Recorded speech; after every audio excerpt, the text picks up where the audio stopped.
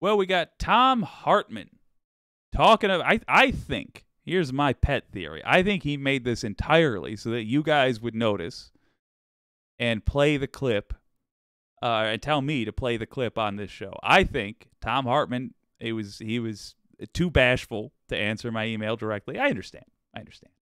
But he still wanted to be on the show again. So obviously what he did was made this specifically for this show so that you guys would see it, and that's exactly what happened. Y'all saw it and recommended it, and we're going to view it here because Hartmann is talking about what you can do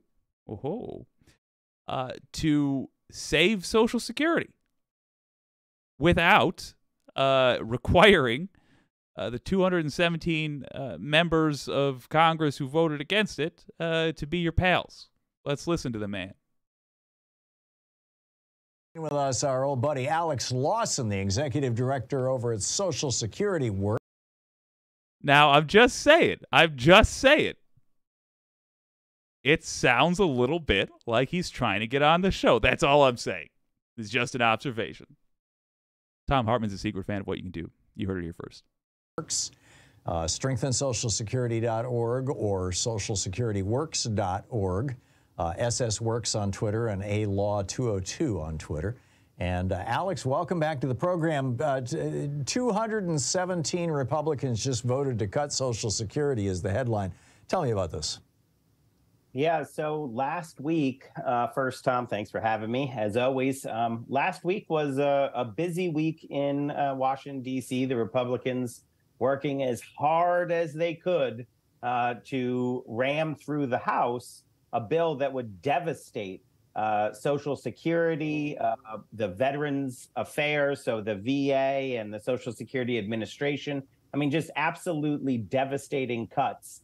And they would spur office closings across the country. I mean, they're so, I think, you know, Tom, you and I have seen stuff like this before where the Republicans are demanding cuts and they're calling them anything but cuts, right? Spending caps, da-da-da-da-da.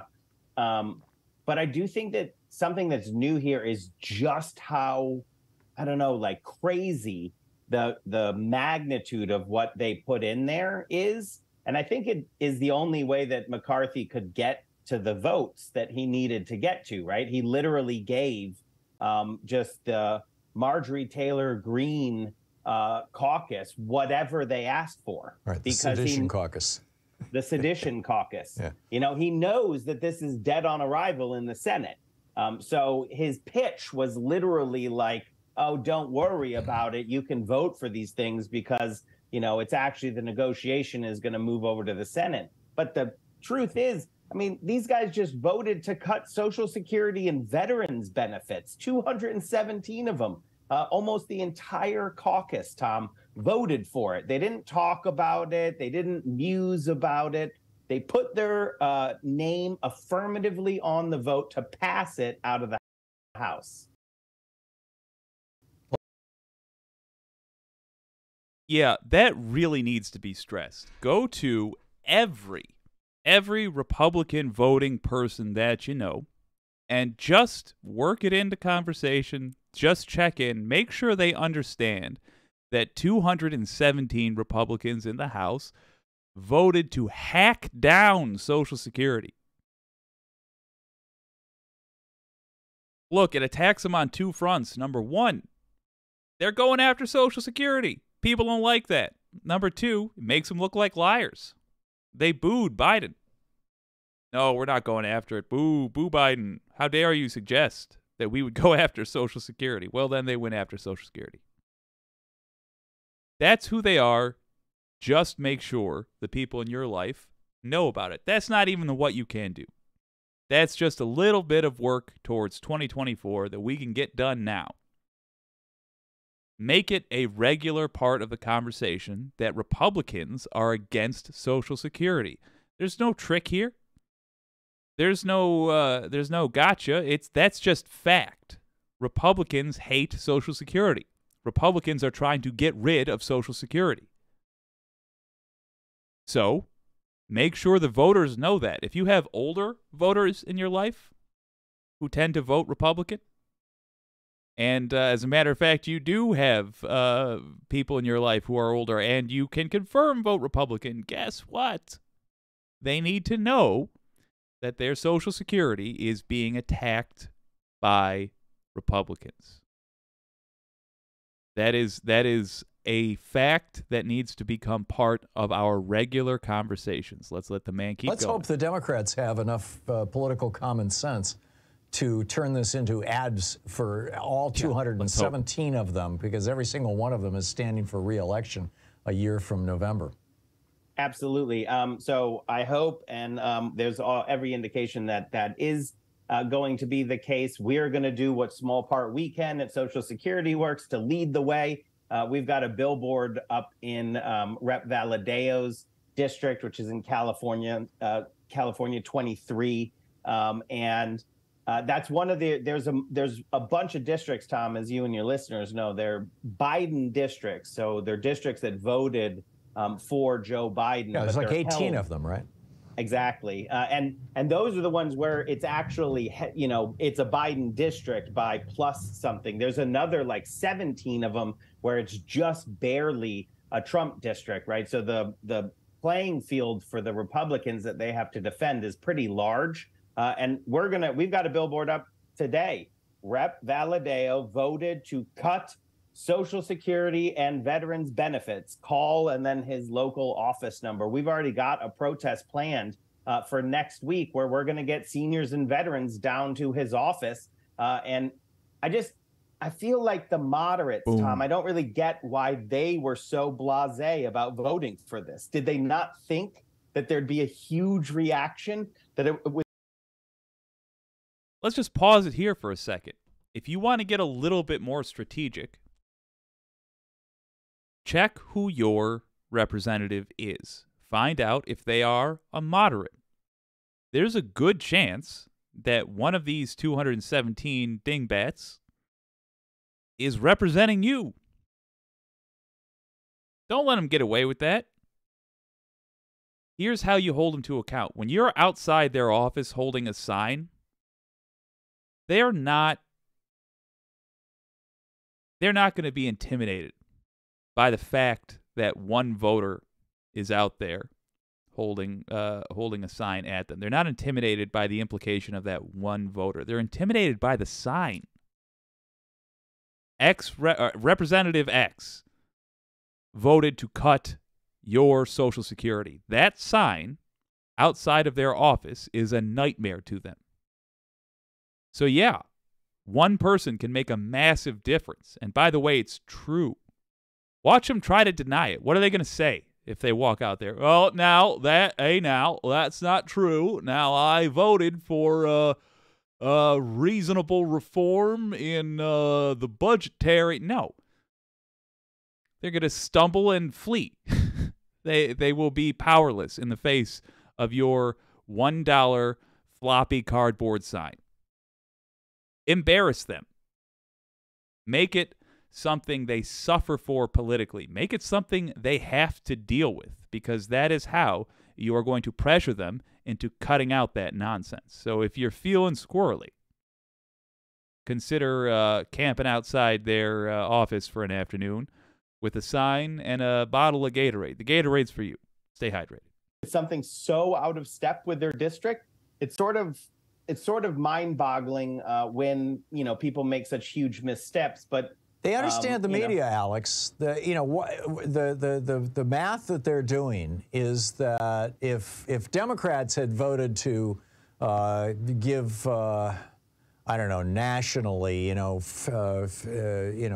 free vacations to Disneyland or something, whatever, just any kind of random thing that you could say, hey, that's pretty weird, it would be national news. But when Republicans vote to end Social Security or gut Social Security in this case, I watched a bunch of the Sunday shows this weekend, and I didn't even see it mentioned on any of them. The Republicans knew that the American, mainstream corporate press is not going to call them out for trying to gut Social Security, because most of the American mainstream corporate press is owned by people whose first loyalties are to the Republican Party. So unless I miss something, I mean, tell me, do you know of any national media outside of maybe, you know, a single mention on Joy Reid or you know, Chris Hayes on MSNBC that really made a big deal about this? You know, and even they, you know, I just haven't seen it anywhere. Yeah, you know, I've long passed the time when I'm waiting for the corporate media to tell our story, Thom. So I'm begging you. I'm begging you. Consider sharing this stream around. I don't want to go back there because they're right. Share the stream. Make it popular. Don't make your old pal Jake go back to working for the devil. Actually, the folks I worked for were fine. They were doing the best they could in a bad situation, yada, yada, yada. But still, it's true. They have, they're in a position where they are at the mercy of advertisers. And we have allowed this system to be set up like it is. Go forward a little bit there. Christ. He's not, he's got unfortunate poses. Oh, everybody does. That's a good one. Yeah, the ask yourself what you would do. Let's say you're who's a middle of the road host? Joy Reid? Man, she's, believe it or not, she's been a fairly strong voice for justice in the last year. She's got a bad history with progressives, but whatever. You're a middle of the road host, and people don't outright say, we can't talk about this. But in the pitch room, where everybody's pitching pitching what they're going to talk about, what should be talked about, what they should go do the work on for the evening, like one person mentions the social security thing. I can tell you what that looks like. It doesn't look like a bunch of people saying, "Oh, whoa, we can't say that because our advertisers are in favor of getting rid of it." What it looks like is people going, "Okay, we'll put that. Yeah, let's put it in the maybe pile. Sure." And then the boss really reacts favorably to all the other suggestions and just doesn't really pay attention to the suggestion about the Social Security story. You're the host. Are you going to, every single time that happens, put your career on the line to say, no, we're telling the Social Security story? Maybe you'll do it once, maybe you'll do it twice, but that's how insidious it is. It's not a grand monster to be slain. It's a general resistance to telling those kinds of stories. That is, just like we say, results in change. That resistance is light but constant. And that has a tremendous effect. It is like the tide. Any individual wave you can weather, but you can't beat the tide. It's the structure. And yes, that's one of the things we will have to deal with eventually. We will have to build a better peer. But in the meantime, we simply have to be aware of the fact that this message will not go out without effort. So the effort must come from us. It is true, Republicans are trying to cut Social Security, and it is our job to let people know. Guess what? It's old school times. It's 1 if by land, 2 if by sea times. Go around, tell your neighbors. The douchebags are coming. Oh, those are the bosses, are the people who put the commercials on. Pharma, big insurance. So, you know, I do think you're right that the corporate media is not going to run with this that much, but there is another angle to it, which is the White House. President Biden continues to hammer on this. He sees it really clearly. He's pushing a clean debt ceiling raise, and he's doing it by attacking the Republicans on their plans on Social Security and Medicare.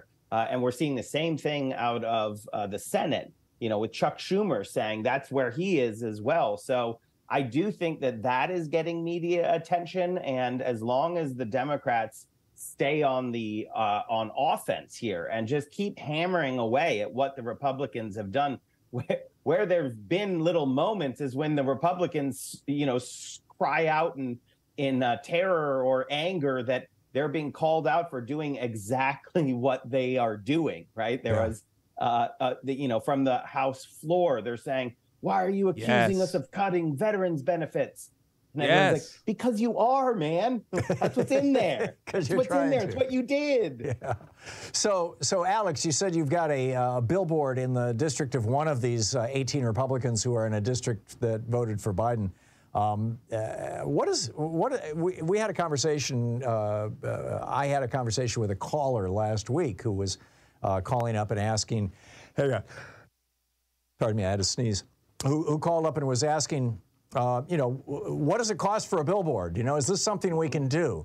First of all, what does it cost? And I'm assuming that people can support you at socialsecurityworks.org if they want to kick in for. Just for the record, I don't think that the billboard is necessarily the way to go. Let's listen to what he has to say. But I do love thinking outside the box like that. And hey, maybe in your area, billboards are cheap. If so, and you got a couple of extra $100, what are you giving it to the billboard for? Give it to me. No, I'm kidding. Yeah, why not? Get a billboard listing off the people in your area, in your state, that voted against Social Security. Why not? Couldn't hurt. Chip in to help out with these kind of things. But is it something that even local activists can do? Our billboard, I remember years ago, more than a decade ago when I was doing local radio here in Portland, we could buy billboards for, a few $100s a month on the main freeways through Portland. It was a little over $1,000 a month. They weren't that expensive. What's happened to the price of billboards? It depends on your media market, obviously, Tom, as you know. They're a little more expensive than that. But a few grand for, a good placement. Yeah. The key thing that I would note, though, is I don't think grassroots activists, unless there's a really good shtick, right? Like, unless you got a really good angle, like the billboard right above their office or something. Mm-hmm. I actually think grassroots-wise, the best thing to do is to just gather. You don't need many. Gather 4 people and go to their offices, right? Go to their local district offices with signs that you just made on poster board. Hands off our Social Security and let the media know. Exactly. I think that has a lot more impact for the grassroots. So what we're always trying to do with our billboards is actually sort of signify that we're doing something in that district. And then we try to move it to a billboard truck so that we can have the truck sort of follow the Republican around or show up at the protests outside their office more as a way of showing the grassroots that, we're working on this. So definitely you can come to socialsecurityworks.org and plug into all of our activities. We are going to grow this campaign with our partners and allies in the districts into every single one of those districts. There's already some amazing work being done on that front. WFP in New York, the California Alliance for Retired Americans in California, for example, and we're going to partner with both of them. But really, I think the thing to do if you are grassroots and you're angry and you're looking to get involved is get organized. Find an organization that's doing stuff in your area, local, indivisible, the Working Families Party I just mentioned, or an organization like California Alliance for Retired Americans. Local Democratic Party. Local Democratic Party. Find your people, get organized, and stand shoulder to shoulder with them. Right. And if you can get the media to show up at an event about these Republicans voting to cut Social Security, you just damaged that person's ability to get reelected by a sizable amount. So do not discount what you can do by just getting the word out about what these Republicans are up to. Amen. We're talking with Alex Lawson, Executive Director of Social Security Works. And Alex, as you recall from back in the days when you used to fill in for me here on this program. That sounds interesting. We might even play it. But I do surely want to talk about that piece. In fact, we're already at like 19 minutes on this thing. Let's return to that later. Okay. Really, really great strategy from Alex over there. What can you do? Pretty straightforward. If there is a representative in your area that voted, just conceivably in your area, that voted against Social Security that voted to gut it. Get your signs, get your markers, get a couple of friends, and call the local news. That is such an underappreciated thing. In fact, we're talking about getting multiple birds with one stone. Here's a way you can help the local news as an industry while also fighting for truth. You want to know what it's like being a local news person? You're just exhausted at the end of the day. At the end of the day in which you are paid. But you're not done working because you got to show up to tomorrow's meeting, the pitch meeting in the morning, with an idea at the ready. So you go home in your car that's rattling and covered in rust.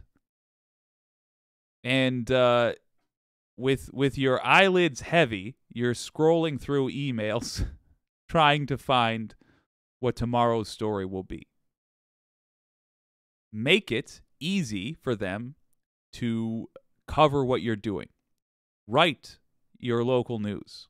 If you want to write the assignment editor, fine, write the assignment editor. I would recommend writing an individual news person. And in every article, or in a well-functioning news station, every time somebody does a story, they'll also put an article online with a video clip of their story in it. If you click on their name, the author's name, it should take you to a contact page where you will have their email address. Write them and tell them you're going to be posted up outside Representative X's office. You will be making a big stink about the fact that they voted to gut Social Security. In the course of doing their news story, that reporter will, of course, call their office and ask them for an explanation. Did you vote to gut Social Security? Of course, they'll be able to look it up themselves and verify the truth of it.